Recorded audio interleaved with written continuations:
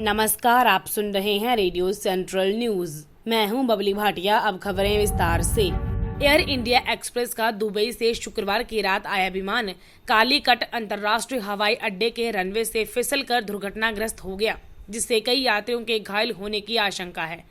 नागरिक उड्डयन मंत्रालय के अनुसार यह हादसा विमान के रनवे पर लैंड करते समय रात 7:41 पर हुआ। विमान रनवे से आगे निकल गया और विमान के 2 टुकड़े हो गए। दुर्घटना के समय बारिश हो रही थी और दृश्यता बहुत कम थी। घायलों को अस्पताल ले जाया गया है। मल्लापुरम के पुलिस अधीक्षक अब्दुल करीम ने बताया कि इस दुर्घटना में कई लोगों के घायल होने की आशंका है, लेकिन बचाव अभियान के जारी रहने के कारण अभी इस बारे में कुछ स्पष्ट कह पाना मुश्किल है। विमान पर चालक दल के सदस्यों सहित 191 लोग सवार थे। देश में पिछले 9 दिनों से कोरोना संक्रमितों की लगातार 50,000 से ज्यादा मामले सामने आने के बावजूद इस बीमारी से ठीक होने वालों की संख्या में भी इजाफा हो रहा है और अब तक 13.78 लाख इस बीमारी से मुक्ति पा चुके हैं तथा अभी 6 लाख से अधिक सक्रिय मामले हैं। भारत कोरोना वायरस से प्रभावित देशों की सूची में तीसरे नंबर पर है और देश में स्थिति लगातार चिंताजनक होती जा रही है।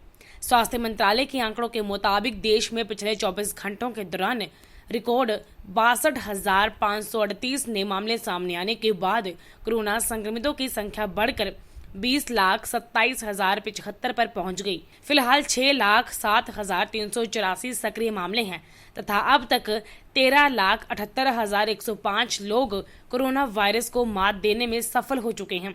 इसी अवधि में 49,769 मरीजों के पूरी तरह ठीक होने के बाद स्वस्थ हुए लोगों की संख्या 13,78,105 पर पहुंच गई।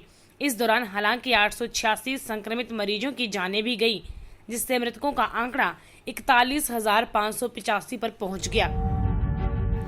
वैश्विक महामारी कोरोना वायरस का कहर थमने का नाम नहीं ले रहा है और इसके कारण अब तक 1.90 करोड़ से ज्यादा लोग संक्रमित हुए हैं तथा 7,13,813 लोगों की मौत हो चुकी है। कोविड-19 के संक्रमितों के मामले में अमेरिका दुनिया भर में पहले, ब्राजील दूसरे और भारत तीसरे स्थान पर है। वहीं इस महामारी से हुई मौतों के मामले में अमेरिका पहले, ब्राजील दूसरे, मेक्सिको तीसरे और ब्रिटेन चौथे स्थान पर है, जबकि भारत मृतकों की संख्या के मामले में 5वें स्थान पर है। अमेरिका की जॉन हॉपकिंस यूनिवर्सिटी के विज्ञान एवं इंजीनियरिंग केंद्र CSSE की ओर से जारी आंकड़ों के अनुसार विश्व भर में 1,90,21,922 लोग संक्रमित हुए हैं तथा 7,13,813 लोगों की मौत हुई है।